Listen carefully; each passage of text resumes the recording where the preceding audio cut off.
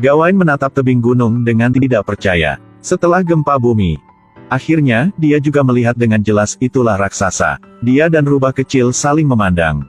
Kemudian, mereka dengan cepat melari ke sana. Orang biasa akan menghindari raksasa ini.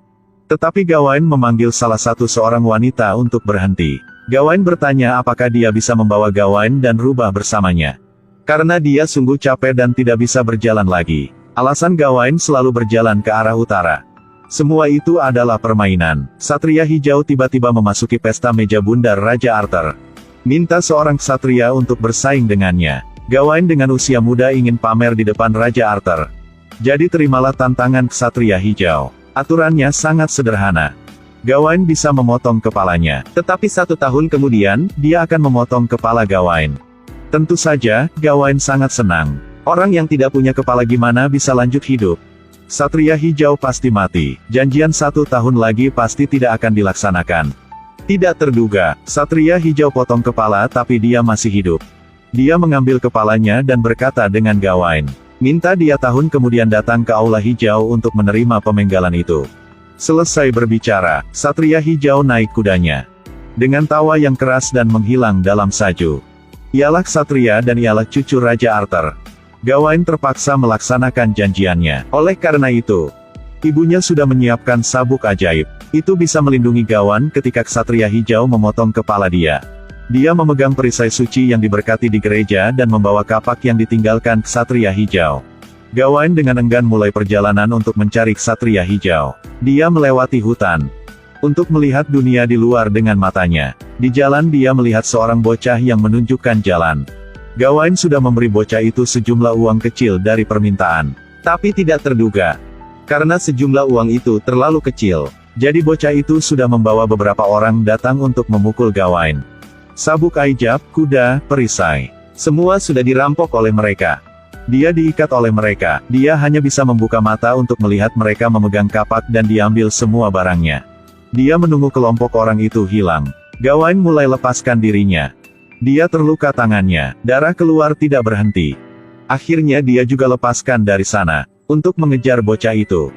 Gawain sudah melari sepanjang malam. Kemudian dia lewat serumah liar. Dia sudah lelah dan ingin mencari tempat tidur untuk tidur. Di malam sepi, seorang wanita sudah memanggil Gawain bangun dan bertanya dia, kenapa tidur di tempat tidurku? Mengancam Gawain takut segera berdiri keluar tempat tidur. Tapi seorang wanita ini melihat Gawain adalah seorang ksatria. Jadi dia ingin Gawain membantu. Dia bilang saat dia masih hidup dia dipotong kepala oleh seseorang. Ingin Gawain turun danau untuk mencari tengkoraknya. Nunggu sebentar.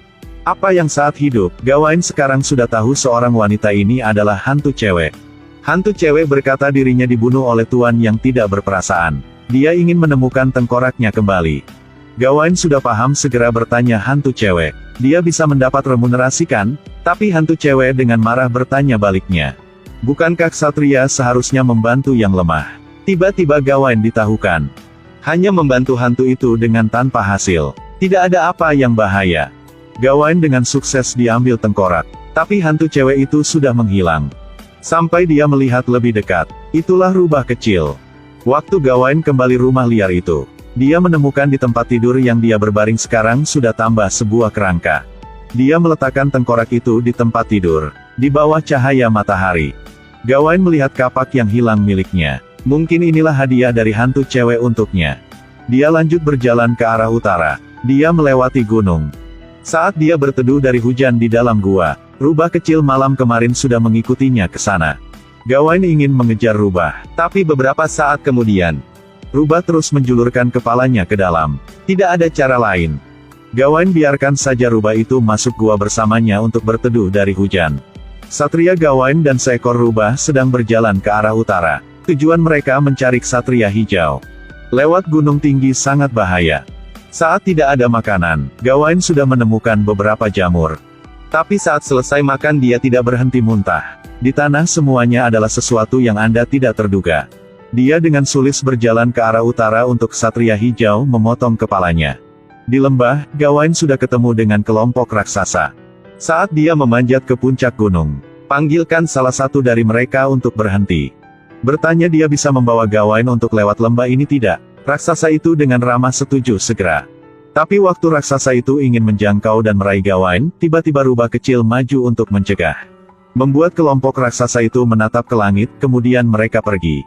Dan tidak membawa Gawain. Setelah lewat lembah, Gawain sudah capek dan tidak menahan lagi. Rubah kecil segera ke depan untuk menguji. Tidak lama, rubah kembali ke Gawain berteriak beberapa kali. Karena tidak jauh dari sana tiba-tiba muncul sebuah kastil. Dia dengan kuat terakhir merangkak ke kastil dan pingsan. Sampai dia bangun, dia sudah tahu pemilik kastil ini sudah bantunya. Semua anggota di keluarga ini dengan senang menyelamatkan Gawain. Mereka sudah mendengar cerita mitos Gawain. Pemilik kastil setuju dengan membantu Gawain untuk berburu biar dia makan selama kembali rumah. Tapi premis utama ialah selama waktu Gawain istirahat di kastil, dia menemukan apapun juga memberi pemilik.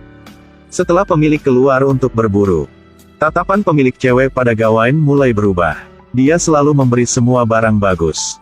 Kelebihan, dia minta Gawain ciumnya ciuman yang seremonial, memfoto Gawain sebuah foto yang khusus. Pendeknya, ada banyak tindakan sanjungan. Si bodoh juga menyadari niat dari pemilik cewek. Pada malam, seorang cewek tua dengan buta pergi ke kamar Gawain. Kemudian dengan halus struk pipi Gawain. Kurang tahu kenapa. Gawain merasa rasaan yang akrab. Keesokan hari, saat bangun, Gawain menemukan pemilik cewek kastil berada di kamarnya. Pemilik cewek bertanya Gawain kenapa malam kemarin dia tidak masuk kamarnya. Tapi Gawain makin peduli dengan sabuk yang sedang diikat di tubuh pemilik cewek. Karena ini pasti sabuk yang ibunya buatnya. Pemilik cewek tidak peduli banyak. Tapi tidak lama. Dia bukan ksatria, Gawain dengan sukses sudah diambil sabuk itu. Tapi ketika dia menoleh untuk melihat, dia menemukan seorang tua cewek yang buta itu sedang menandangnya. Mengancamnya takut segera berlari. Di jalan, tepat waktu dia ketemu dengan pemilik kastil yang sedang berburu. Setelah tahu Gawain ingin pergi, pemilik kastil bertanya Gawain, apakah Gawain ingin memberi upeti untuknya. Gawain tidak bilang apapun. Mungkin pemilik sudah tahu semua. Dia hanya diambil ciuman yang manis dari Gawain. Kemudian dia selamat tinggal Gawain dan naik kuda untuk pergi. Saat Gawain menolak lagi, dia melihat rubah kecil yang menunggunya dari awal. Gawain lanjut berjalan, rubah kecil dengan khawatir melihatnya. Kemudian berlari ke depan Gawain, mencegah Gawain bergerak depan. Meo-meo, dia bertanya rubah kecil, kenapa mencegahku? Rubah kecil sungguh berkata bahasa manusia, menjawab pertanyaan dari Gawain. Rubah menyarankan Gawain kembali rumah. Kembali rumah. Kita kembali rumah kok. Rubah kecil ini tiba-tiba berbicara bahasa manusia. Dia sedang mencegah Gawain lanjut berisiko. Karena dia pikir Gawain belum ada cara untuk melawan dengan ksatria hijau. Gawain akan mati. Rubah kecil tidak berhenti mengacam Gawain. Tapi dia seperti dia terkena kejahatan. Hanya ingin ke depan. Rubah kecil bertanya dia lagi, kalau tidak takut kenapa dia harus membawa sabuk ajaib. Kembali rumah kok, Gawain terlalu malu jadi marah hingga dia ingin membunuh Rubah. Dia mengakui Rubah bilang betul. Tapi dia tidak ingin berhenti di tengah jalan. Rubah dengan kecewa pergi. Kemudian, Gawain dengan sendiri naik perahu kecil. Akhirnya, dia juga sampai aula hijau dan duduk nunggu ksatria hijau bangun. Tidak lama, ksatria hijau sudah bangun lagi. Dia diambil kapak itu, bertanya, Gawain sudah menyiapkan untuk melaksanakan janjian belum? Saya siap, kemudian Gawain berlutut di tanah. Nunggu ksatria hijau mendekati untuk memotong kepalanya. Ini adalah perjanjian antara mereka. Tapi Gawain sungguh takut. Beberapa kali dia dengan sengaja menghindari kapak dari ksatria hijau. Ksatria hijau kali lagi mengangkat kapaknya untuk memotong Gawain. Tapi kali ini, akhirnya Gawain tidak menahan lagi. Akhirnya dia juga melihat dirinya sendiri dengan jelas, dia hanya adalah seorang pengecut. Rubah sudah bilang benar, Gawain harus kembali rumah. Dia tidak memiliki keberanian untuk menghadapi ksatria hijau sama sekali. Di luar aula, Gawain melihat seekor kudanya yang hilang. Dia segera naik dan pergi. Kemudian, dia bertemu dengan Raja Arthur dan berkata bahwa dirinya sudah selesai janjian dengan ksatria hijau. Setelah Raja Arthur berumur 100 tahun, dia sudah memberikan pedang suci untuk Gawain. Tapi ibunya sangat kecewa dengan masalah ini. Gawain pernah menyayangi orang biasa. Tapi karena status dia hanya dengan jahat tinggalkan kekasihnya. Dan menikah dengan cewek lain dan mendirikan keluarga kerajaan yang baru. Pada tahun-tahun ini, Gawain punya kebiasaan yang jelek. Dia belum pernah melepas sabuk ajaib. Dia keluar kota untuk penindasan kekerasan. Dia pernah mengalami sakit hilang anak. Karena dia tidak belas kasihan. Jadi orang-orang mulai lawan dia. Perang di mana-mana, bawahannya mengkhianatinya. Dengan hasil begitu, akhirnya Gawain juga lepaskan sabuk ajaib. Itu bisa menjaganya tapi itu tidak membuatnya menjadi ksatria nyata. Gawain baru lepaskan sabuk, dia sudah dipotong kepala. Akhirnya dia tersendiri dan mati. Nunggu sebentar. Ternyata itu hanya pikirannya, dia lepaskan sabuk. Kali lagi tundukkan kepala, setelah melihat tindakan dari Gawain. Kali pemenggalan ini, Ksatria Hijau tidak memakai kapak. Tapi dengan lembut menarik jarinya ke tenggorokan Gawain. Akhirnya dia tersenyum yang lembut. Film sampai ini terakhir, tapi ada beberapa tempat saya harus mengungkapkan pendapat pribadi saya. Yang pertama, Ksatria Hijau dipanggil oleh Ibu Gawain. Dia memberi Ksatria Hijau sebuah surat. Tujuan itu adalah desain ujian untuk anaknya. Di samping itu, Ksatria Hijau juga membawa niat baik saat dia masuk meja bundar. Karena saat itu Raja Arthur sudah lirikan Merlin adalah seorang penyihir paling kuat, dia pasti tahu panggilan ini. Jika tidak, Raja Arthur memesan, Ksatria Hijau tidak bisa keluar dari kastil. Sedangkan alasan kenapa ibunya desain ujian ini untuk Gawain. Di dunia ini, tidak ada ibu mana yang tidak paham anaknya. Dia tahu bahwa Gawain adalah seorang pengecut. Setiap kali dia berbohong dengan ibunya pergi ke gereja. Tapi ternyata dia datang ke tempat gadis biasa itu untuk main. Ialah garis keturunan kekuatan tertinggi kerajaan. Ibunya tahu semua, aroma di tubuhmu aku sudah menghidu, aku sudah tahu apakah kamu tak ke gereja. Aku sayang kamu, hal ini artinya berperang melawan kesalehan ksatria. Di perisai ada gambar sebuah pentagram. Sebuah pentagram ini mewakili 5 semangat ksatria. Itu adalah ketakwaan, kedermawanan, perbuatan baik, kemurnian, persahabatan.